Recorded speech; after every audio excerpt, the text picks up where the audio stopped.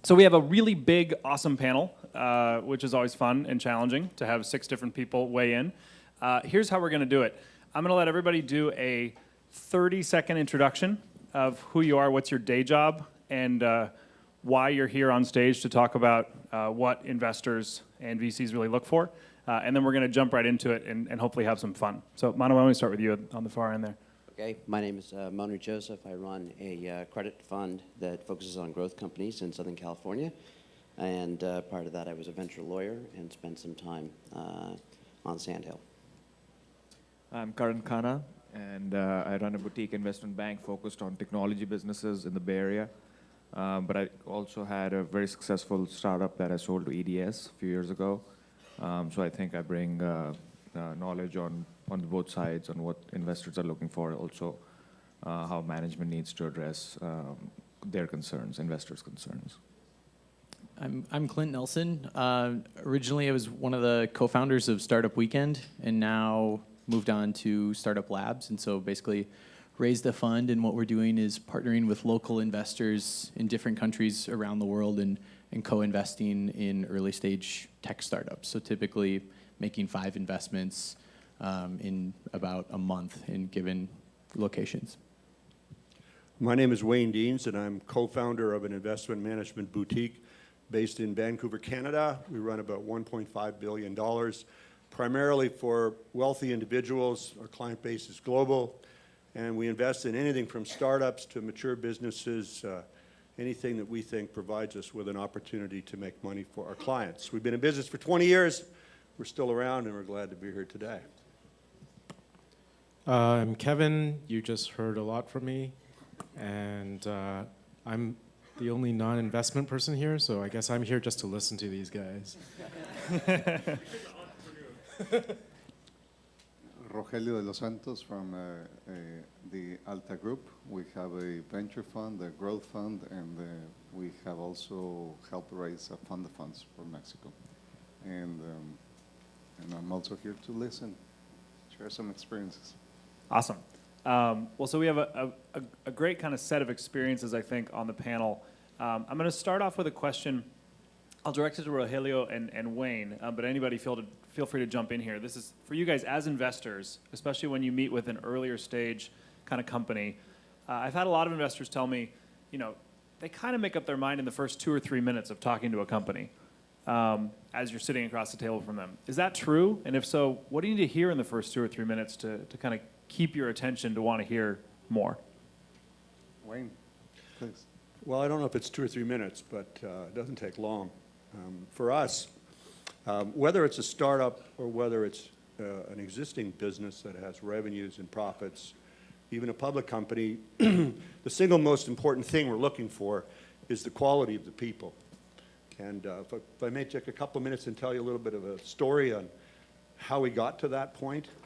First of all, it's about the people, but the trick is, how do you evaluate the people? Like, what criteria do you use? Sure. And I'll tell you how we came to the criteria that we came to.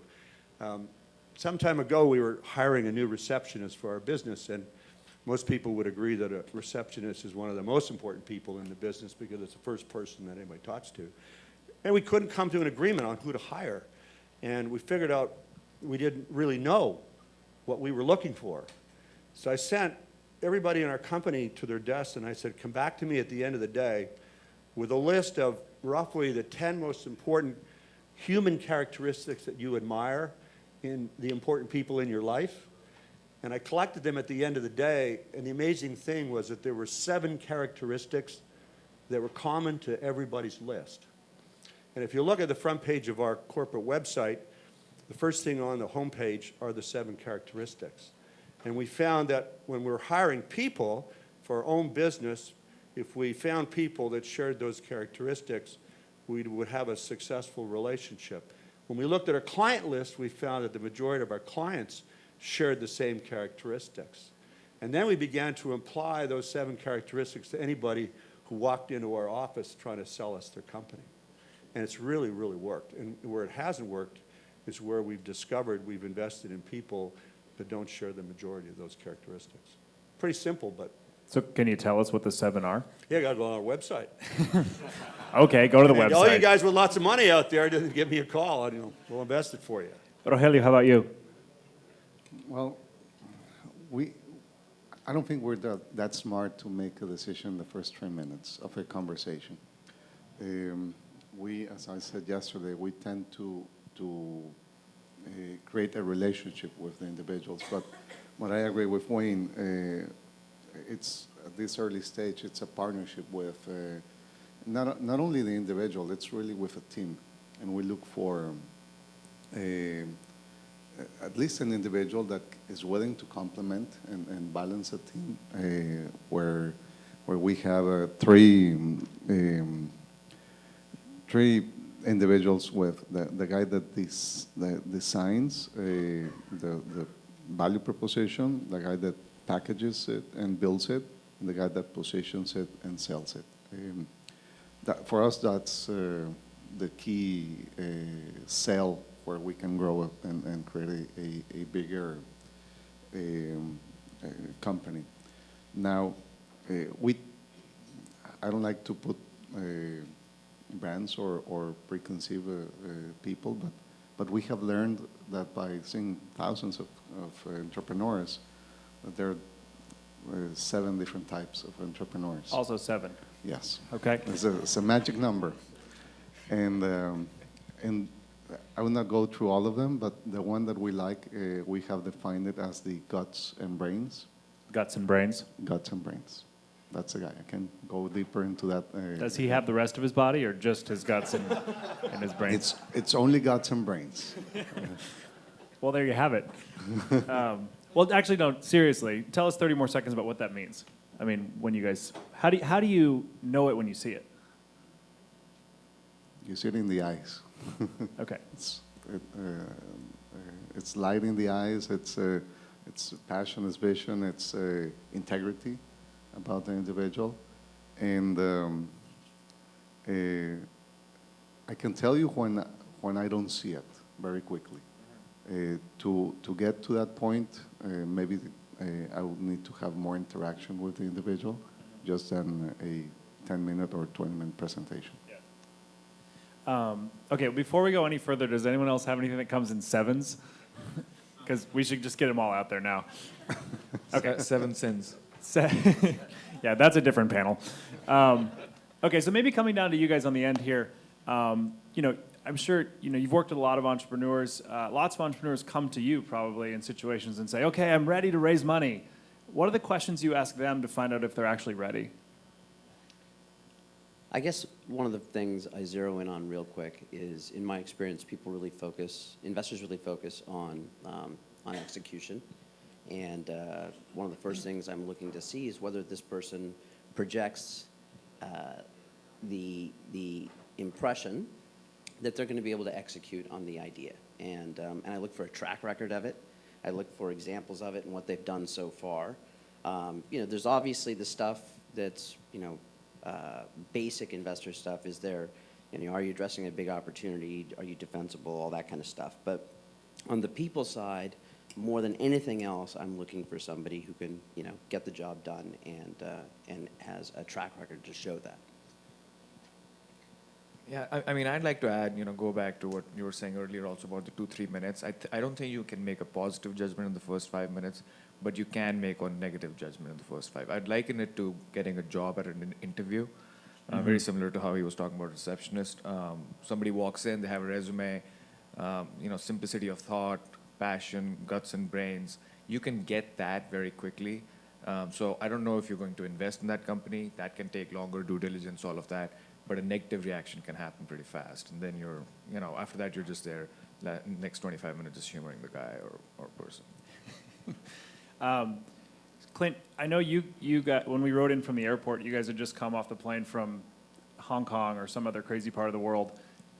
Is what investors look for in entrepreneurs kind of universal? I mean, is it the same in all these crazy countries you guys are working on startup labs? Or is it different? And if so, how? I think it's pretty similar. I think everyone's really looking for a team that demonstrates that they can execute on the problem that they're pitching you on, and that's rare. It's really hard. There's a lot of moving pieces from both achieving product market fit, having the right team, all those kinds of variables. So I think that, yeah, more or less everyone's thinking about those same things and looking for those same things. And if there's one thing that I've really seen firsthand coming from Startup Weekend and doing these events all over the world, it's that the world's really flat. People are thinking about the same problems from a team standpoint of just startups that you're seeing coming out of any given ecosystem. And so the investment that's happening in those kinds of companies and teams is very similar as well, with investors looking for those rare elements of a team that can execute and create a minimum viable product and create a situation where, because money is really just a kind of a painkiller, and how you prescribe it. In many cases, it's not the tool for the job, because in many cases teams haven't achieved a product market fit and don't really need the money to start to scale up problems that don't exist. And so I see a lot of teams that raise money at a poor timing, or it's not the right drug for where they are, and then they get distracted, and it's like, well, should we buy $800 chairs, or what should we be, they start to pimp out their office and all these other things, and hire other people that are exasperating, to his point, maybe not the right people to be joining the company in the first place, and now you have all these other problems, when really they really need to be focusing on that product market fit at that initial point in time, and then using money as a tool to kind of start to scale that up, because it really, money doesn't do a lot of things well. It's just a sledgehammer, it's a scalpel, I guess, for just scaling. It's a painkiller and a scalpel. Okay, got it. Yes. Rogelio, do you want to add something? 7. Take this 7 times a day. $7. And everything will be fine. Well, just to add to it, what we try to pursue and learn is, yes, the capability of executing, but also learning and adapting, and most importantly, that they know and understand where the validation comes from, and it's a customer. So sometimes, and what we don't like is when entrepreneurs feel validated by the investors or by the board, and that will not create sustainability in the long term. Right. Raising money is not the goal, right? That's not the end. That's actually the beginning. Yeah, most entrepreneurs think that because they have an idea, that they have already, they're ready to raise money, and they're long ways from it. Yeah. Kevin, coming to you, to pull one thread out of your talk from this morning, sort of this idea that everything is product and product is everything. How good does your product need to be, or what stage does it need to be at before you can go have a reasonable conversation with an investor? I think that totally depends on the investor and the kind of investor and what stage they're in. Mike mentioned yesterday they're early or too early, and then there are others I know that are explicitly like post-product, even if they're seed stage. I think these days we raised pre-product, and frankly, if I was, this is televised, isn't it? Can we turn off the live stream just for a second? So we can. Don't do that. Sorry.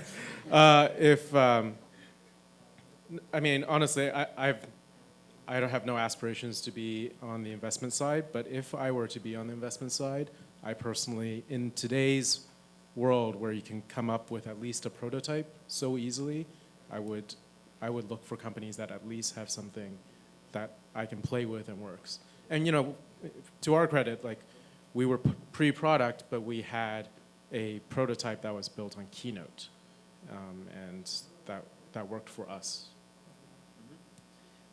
So one I'll kind of throw out there for the panel. I think several people talked about, and Wayne kicked us off, right? Qualities of the individual, of the entrepreneur, qualities of the team. I think one of the most challenging things sometimes for an entrepreneur is you think you're a great, awesome person, but how do you actually know if you have what it takes? Have you guys seen any useful sort of sets of questions or rubrics or tools or books or blogs to help an entrepreneur figure out, like, do I have it or not? How do you do that? Monu, you have any ideas? Yeah, I think if you're an entrepreneur, you know it. I think some people earlier used the phrase, I can't not do this. So if you've got questions about whether you're an entrepreneur, then you're probably not the guy to go start, something, and you're certainly not the guy to ask me for money. So that's a pretty inborn thing. I think entrepreneurs come in all sorts of shapes and colors, and they're a dynamic and interesting creature. So I'm not sure I agree with that. okay, cool. Well, this is where it gets fun. Go ahead. So this is a much more cynical view. I think that there are absolutely, if you're like, I'm not sure, then you probably aren't. But there is a thing called the Dunning-Kruger effect, which is if you are in the bottom 25% of competency in anything, you are so far below that level that you actually don't even have the ability to judge your competency level. And you overestimate more than anybody else. And like we've all experienced this in different ways in different fields. There are people who absolutely, and in the Valley this is very prevalent, absolutely think that they are amazing entrepreneurs and believe they can do it and are so far from being able to do that. And I think you're probably right about that, but a great check on the system is the market itself. Those guys probably aren't going to get cash, and if they do get cash, they're probably only going to get it once. So, there is a check there. And maybe it'll be from somebody else who thinks he's a really great investor. Right, Actually, right. A terrible They can one. marry that 25% at the bottom. There's somebody for everyone. So Right. I here think, and then here.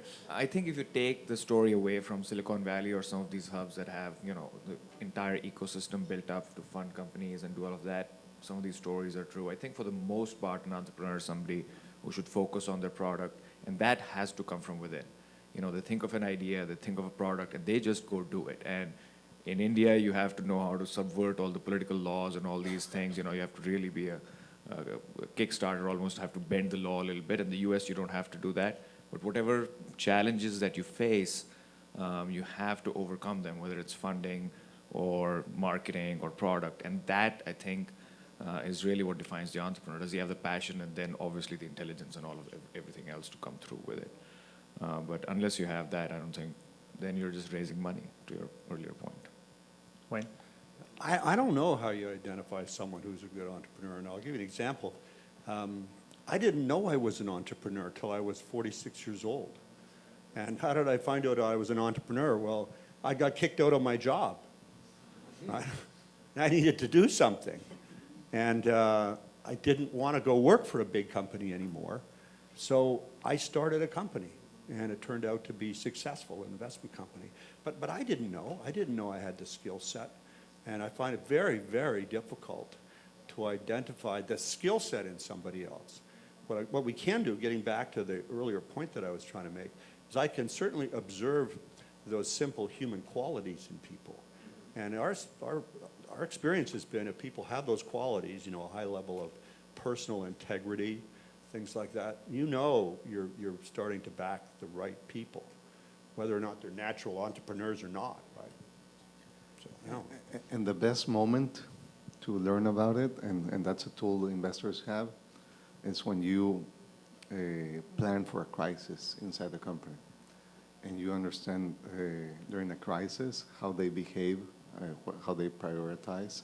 And normally, people get together and focus, and they stop seeing each other and paying too much attention to the inside dynamics.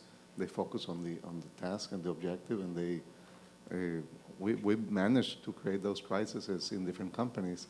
When you have 30 days of cash, now they say, okay, nonsense, let's take out everything and let's focus, and they, like a torpedo, they thrive and they surpass the barrier.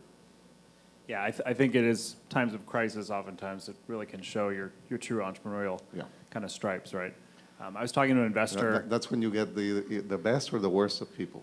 Well, yeah, exactly. I was talking to an investor in Lebanon, a country where Endeavor operates, and he said, I invest in entrepreneurs who have the best plan B slide. I said, what does that mean? He said, well, here's plan A, and I guess in Lebanon, it's like, here's plan A for the company, and here's plan B in case of war.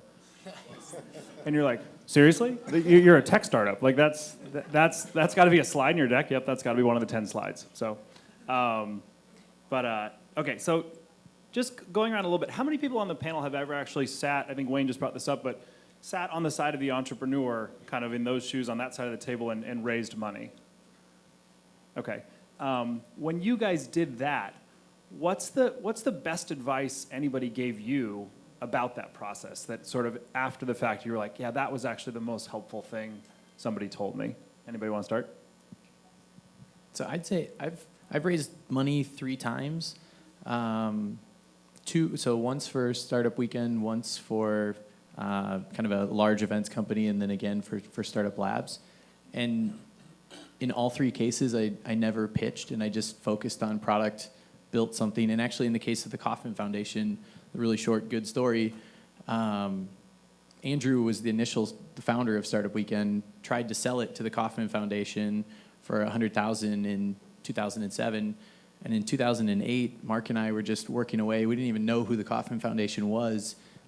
They called us up and invited us to Kansas City and gave us $2.8 million to put their logo on our website. And so it was like, and the literally same guy that told them, no, we're not going to invest we're not going to buy the company for $100,000, later then gave us $2.8 million for logo on the website. And so the best advice that anyone ever gave me is don't pitch, build, focus, and like create some value, and people are going to notice that. And also follow through and just keep working on it. And every time that people are checking in with you, and back to your other question of how do you know you're an entrepreneur, you're still doing it. And it's not like fair weather fans of I was an entrepreneur for 3 months, now I'm back at Microsoft or something like that. It's the follow through. Keep it short, keep it simple, and make it different. Differentiate, differentiate, differentiate. Good answer. Best advice I got was when we were getting a private equity investment from XLKKR. One of the first few things they said was that, there's good money and bad money. And as a person trying to, get funding, I'm like, there's no such thing. Money is money, right? But they were good money, and having been through the experience, I can tell you there is good money and bad money. And I think as a person raising money, you need to make that choice and differentiation. How you do it, I don't know exactly. Maybe Wayne can tell us, but you definitely need to be aware of not getting bad money. In my experience, I've launched 7 companies and raised money for 2 of them. And even launching this fund in Mexico has been an entrepreneurial experience as well, helping build this industry. But I think that what you need to do is do your homework of where you're headed. And money is a commodity, okay? Money is not going to make a difference. It's really a partnership with other values that come attached to it that really help you get there faster or better prepared to endure good or bad experiences or bad times. And that, I could say, applies to building a company or building a fund. And the best position to be in is when you don't need the money right now. Sure. What you're telling them, and once you do the homework, you're sharing with them your vision, your plan, and you don't even talk about money. But sooner or later, they once you're executing, they will say, okay, this guy, what he said, he did. And sooner or later, they will join the bandwagon. And to tell you the truth, for raising the Alta Ventures Fund, the $70 million fund, we have 30 families. We never went to one office to ask them for money. They all came to us. Because we pitched them initially, we were not talking to them about creating a fund. What we were pitching to them is that we wanted to create an industry and that we wanted to create 20 funds in Mexico, competing funds, with the sole purpose of helping entrepreneurs or democratizing capital so that any young guy in Mexico with an idea, by merit, can get supported. And people get behind you with those ideas. That's great. I think it speaks to one of the things that somebody brought up yesterday that I've heard a lot, right? This idea that investors really do look to invest in lines, not dots, right? They want to see the whole story.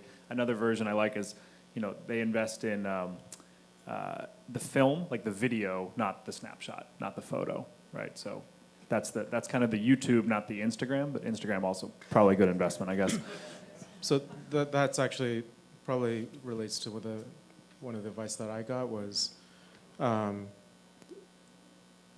the startup is a story, and you are at a certain point in the story, whether that's prototype or you've launched and you have a few users that are engaged, or you're a growth company. There's a story that is being told, and what you and the investor need to get on the same page about is, can this story actually happen? And you're saying, this is where we're going, and the thing that you're trying to convince is this the right team, market, and everything to make that story believable? And if there's metrics, if there's a product, any of those things are feeding into, is this story believable? Totally. Anybody else on the advice question? Okay. We have just over 15 minutes left, so I'm going to make one announcement. This is for the audience and I guess for the live stream too. If you guys have questions, be thinking about them. We'll spend a few minutes at the end. Also, if you want to tweet questions, I can see them up here, so we could try to do it that way. See if that works. So if you're not in the room and want to tweet a question at us, I'll try to work it in. You can do it in English or Spanish, or Portuguese, and I'll do my best. No, not Pig Latin, please. So I think one of the things that Rogelio pointed out, which I think is a really good point, and also in this sort of discussion of kind of good money or bad money, or you hear a lot about the idea of smart capital, right? What does that actually mean to you guys? What are the things that come with good money or smart capital? I mean, what does that look like for an entrepreneur who's out sort of saying like, whoa, there's 14 VC funds in Mexico now, right? How do I figure out who's smart capital and what's good money? I mean, what should that look like to an entrepreneur?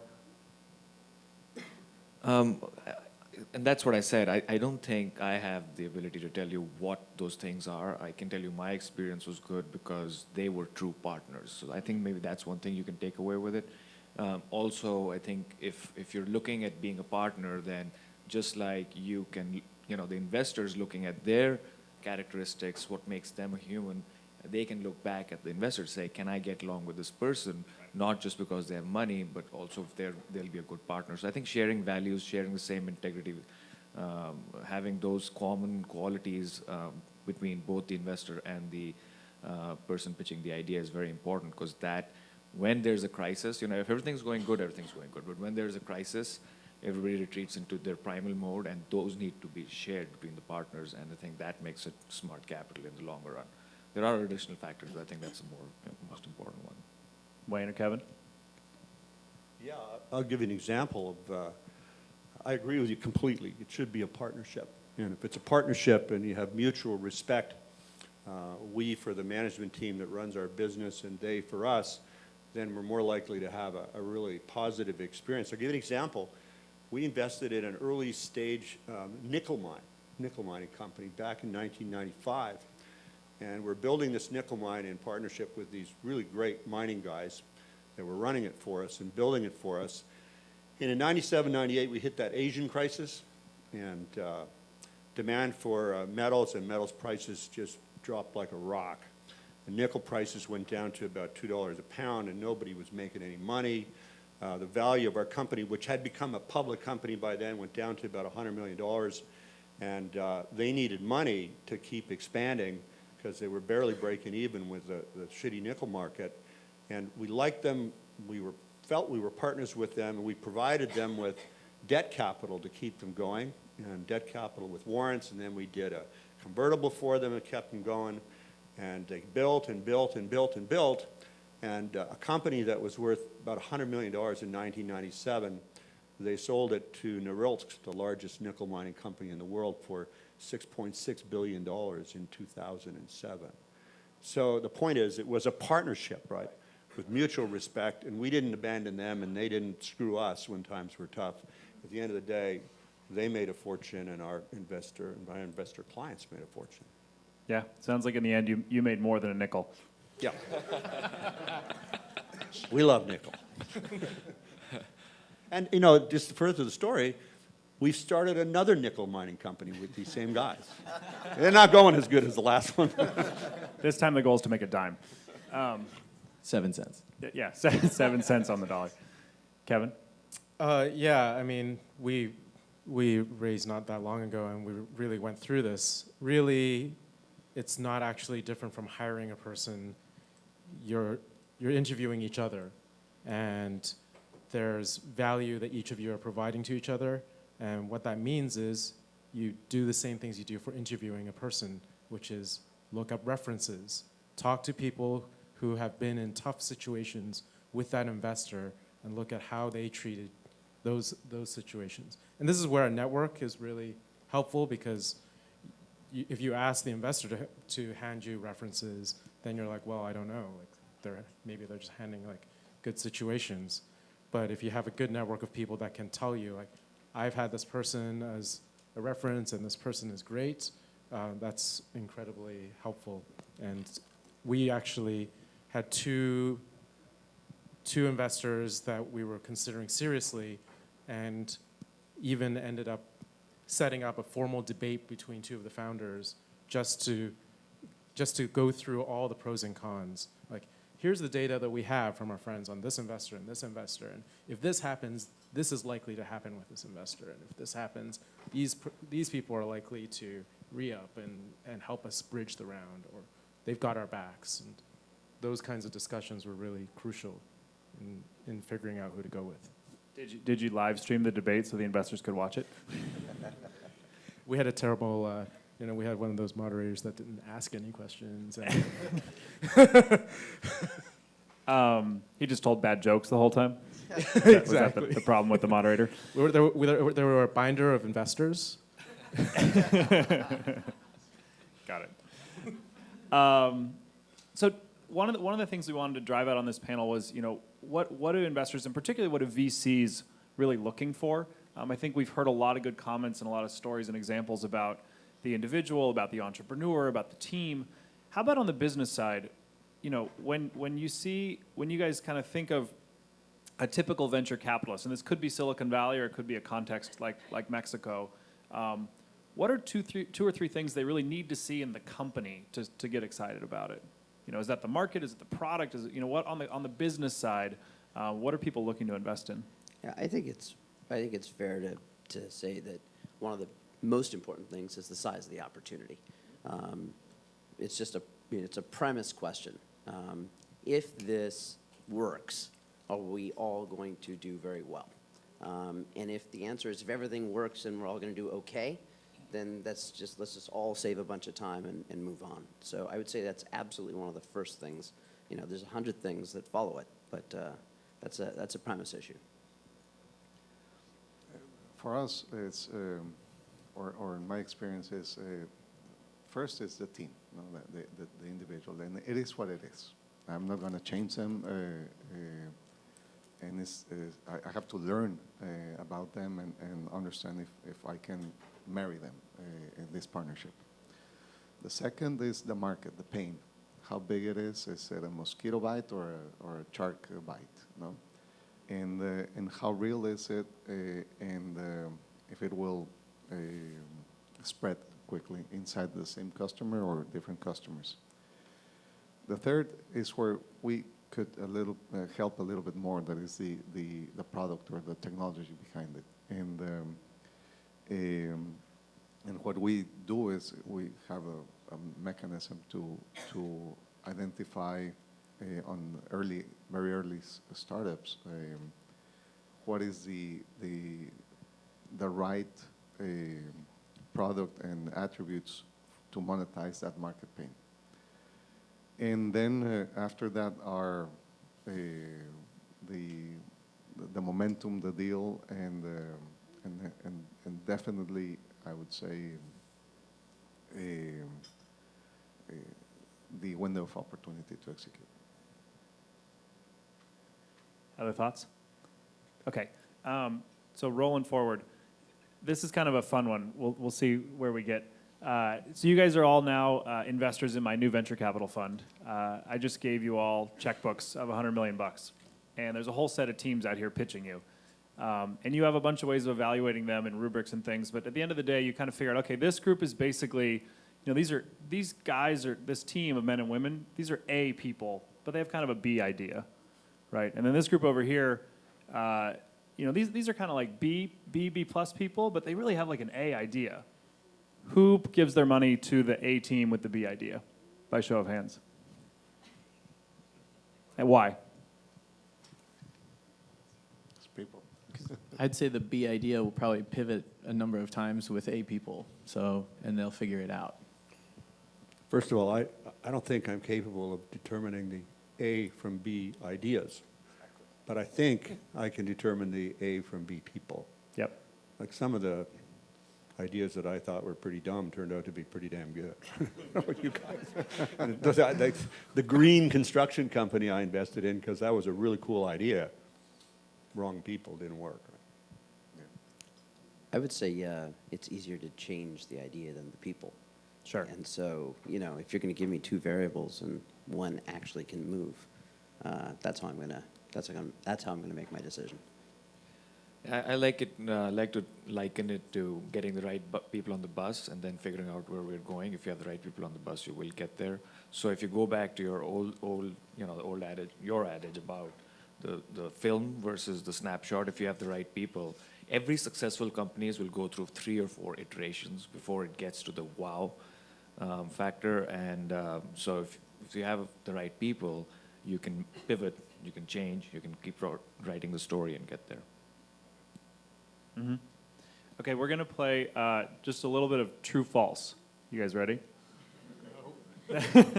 I didn't prep these guys at all for this, so this is where it gets more authentic. True or false? And so we'll do by show of hands. Raise your hand if you think this is true.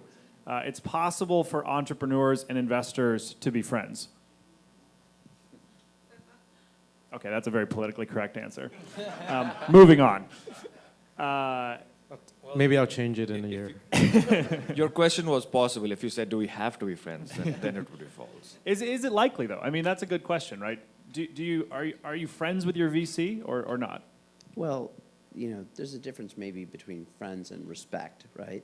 I have some very good partners that my own business partner, we're close, but we don't hang out if we don't have to. So you don't fist bump when you get in his car? Well, we probably fist bump, but on Saturday, if I don't have to see him, I'm not going to.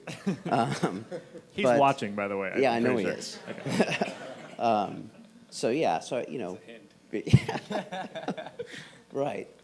So that's one point I'd make is that respect and a good working relationship, it does not have to mean friends. And trust. That's right. It's the basic link between the two of us. Yeah, I would agree. I mean, I think fundamentally underneath all of this, if there's an observation I can make from an Endeavor lens of trying to essentially build these venture capital ecosystems in a whole bunch of countries now, trust is the layer you have to start with. If it's not there, nothing else really will work. Okay, so true or false, trust is important. Nobody raised their hand. You guys don't get this game at all. Okay, couple more. True or false? This one's kind of actually intriguing, I think, especially if you think about a Mexico context. Call it sort of seed capital, early stage venture capital, investors have to be local to be able to add value. True or false? Raise your hand if you think it's true. False. False. Why? I think that is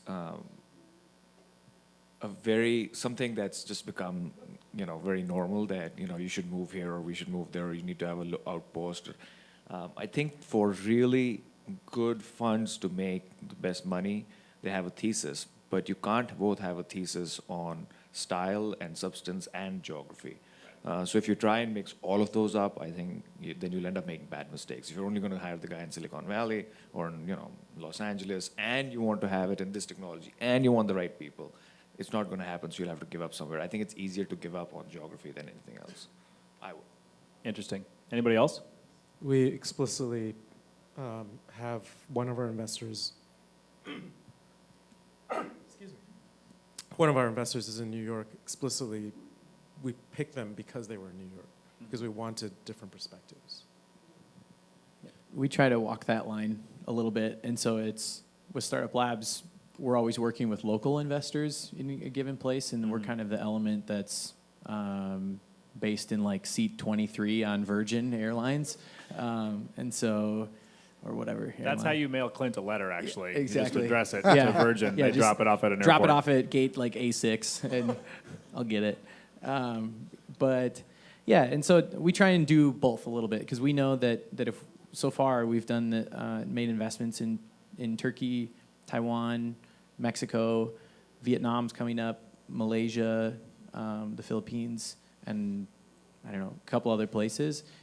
So, and obviously you can't add a whole lot of value or be in those places with those teams on a regular basis taking meetings, and so we try to do both, where we're working with 2 or 3 local investors, really as many as we can. We want it to be pretty open, and then knowing our limitations from how our time scales and how many places that we can just physically be in at one point in time, and try to have the best of both worlds. But it's, yeah, definitely a compromise.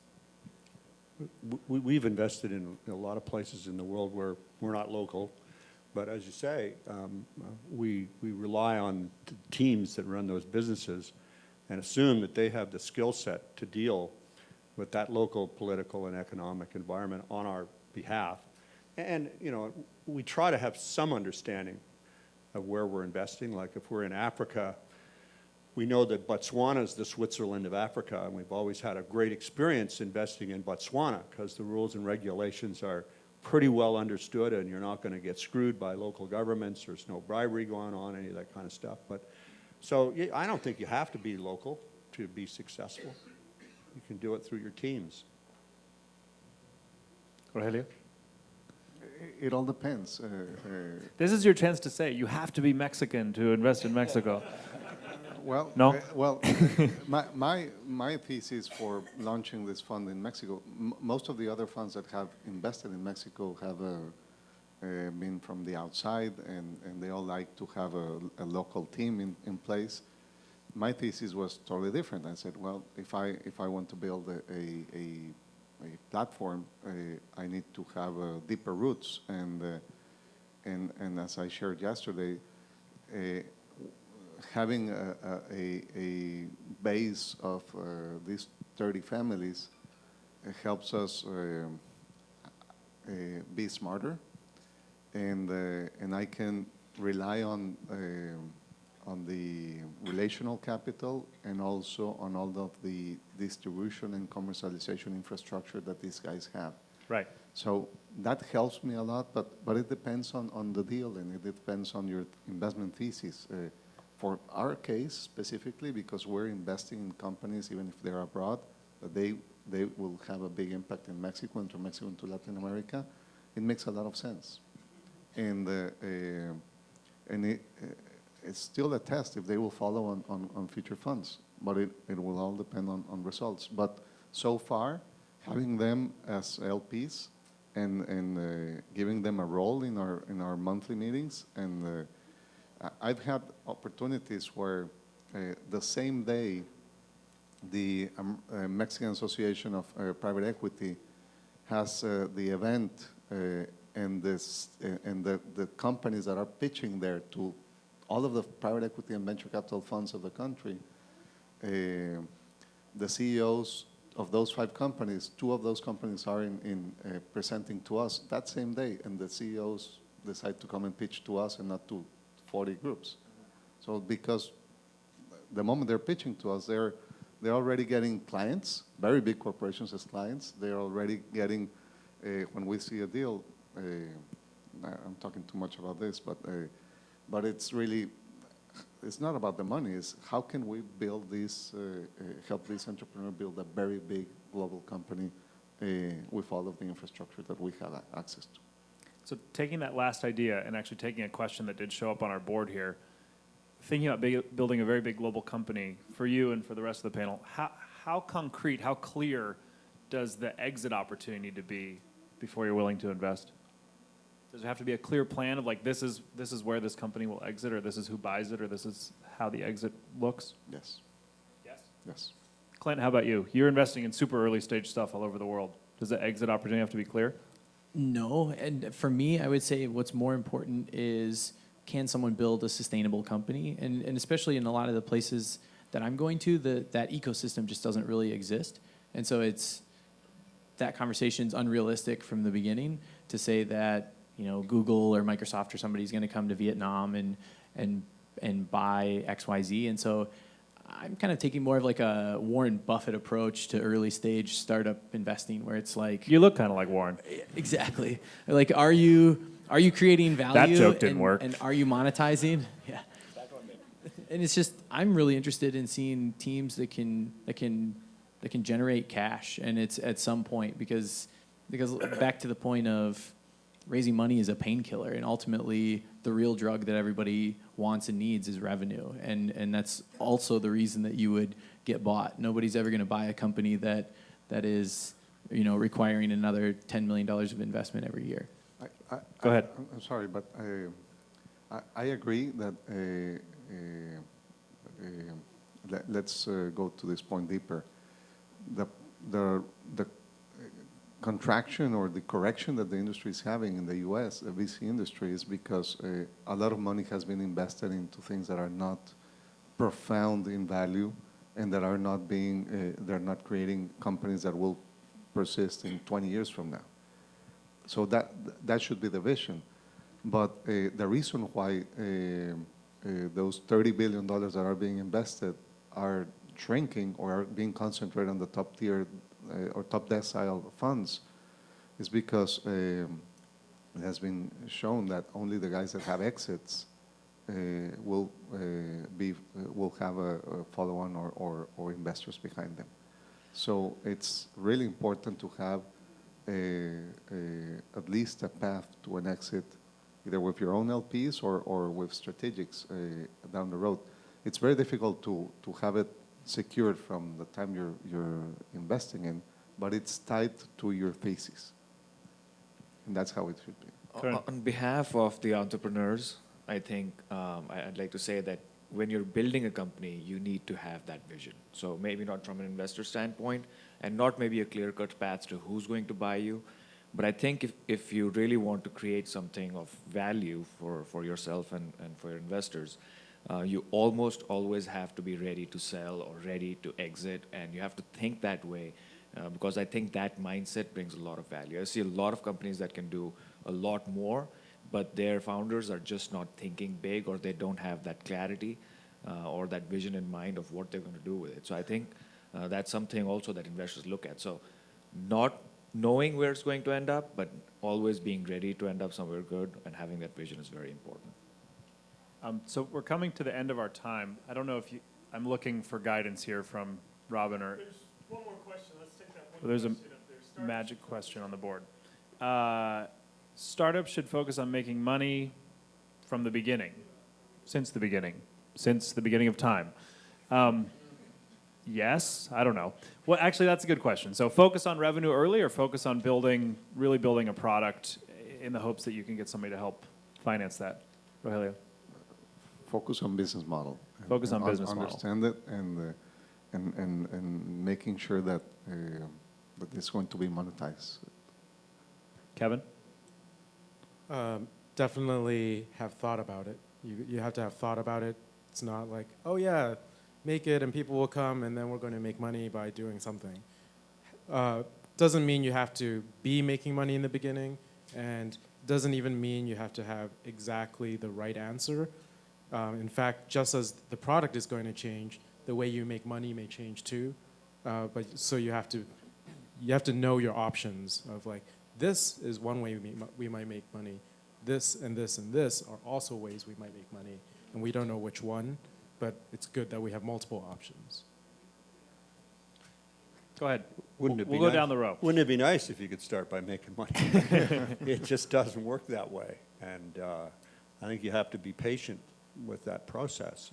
And as long as you're on plan, you don't have to be making money right away. You can cash in later. And that feeds back into the exit strategy. What we found is in early stage investments, if the founders and the management team were too focused on the exit strategy early on, they screw up the execution strategy early on, and it doesn't work out very well.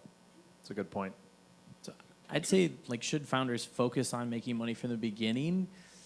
I don't know, hard to say. It depends on the company. If it's something like Twitter, probably not. If it's something like an e-commerce play, definitely, because like Twitter, but I'd say focus on the MVP, but at the end of the day, money is the ultimate complement. If someone was willing to pay $1 per tweet, you've really built something of value. And even Twitter at some point, they need to monetize, and I mean, they are with the sponsored tweets and things like that, but it's two different things. And so if you're building a huge user base, then it's kind of implicit that you can probably monetize that at some point in the future. And so you should focus on just making it big and huge. If it's more of an e-commerce type play, then making money from the beginning is really critical, because otherwise all of your assumptions are invalidated. I think this is a very good question, because we face it in Orange County. I mean, investors are different in different parts of the world. Some investors want revenue up front, some don't. So this is one where the entrepreneur really needs to work on their business plan and know their investor. If the mindset is we'll monetize later and your investor wants monetization now, that can lead to a lot of trouble. So this is one where you really need to be in sync with your investors on how to execute on that business plan. I think money at the end of the day is the scorecard. So, maybe you don't have to focus on it in the beginning, but we're all up here to make money. So, But you can make that through shareholder value. it's true. But at the end of the day, someone's got to make some cash. So maybe you don't have to focus on it right away, to your point about, depending on the type of business. But as an investor, it's certainly something, it's the everything. So that's what I'd say.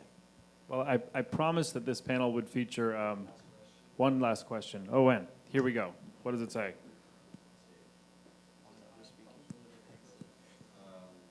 Does a company show you a business plan if that company already has a product out there in the market and is selling, or is that proof enough that it's working, they are making profit? That's a long question. Okay. So I guess the question is about sort of presentation. I mean, does the company need to show you a business plan? In my experience in Silicon Valley, no. Nobody wants to read a 30-page business plan at all. But one question would be, how much packaging should you do, I guess, around sort of presenting your company, or do you just sort of demonstrate what it's doing? Now there's bells going off. We must be overtime. Any thoughts on this question? I think writing the business plan is important, not as much as showing it, because when you force pen to paper, your own clarity of thought occurs. So as an entrepreneur who's trying to raise money, or even selling your own product, if you've done that exercise at home, it synthesizes your clarity and your thought when you're speaking. It's simpler. If you haven't done it, you come across as all over the place and you haven't thought about it. So I think that's why it's important to write that business plan. Maybe you don't walk around with it. So to Kevin's point of saying, sort of have thought about it, that's an exercise that can help you think it through. Done it through numbers. All of that needs to be at your fingertips. I find that to be true for the entire pitch, actually. The 10 slides, it's good to do it just so you have answers to everything, and then throw that out. And then you can answer the questions as they come. Great. Well, with that, I'm actually going to ask the audience for a little bit of help. Please join me in giving the panel a round of applause. Thank you, guys.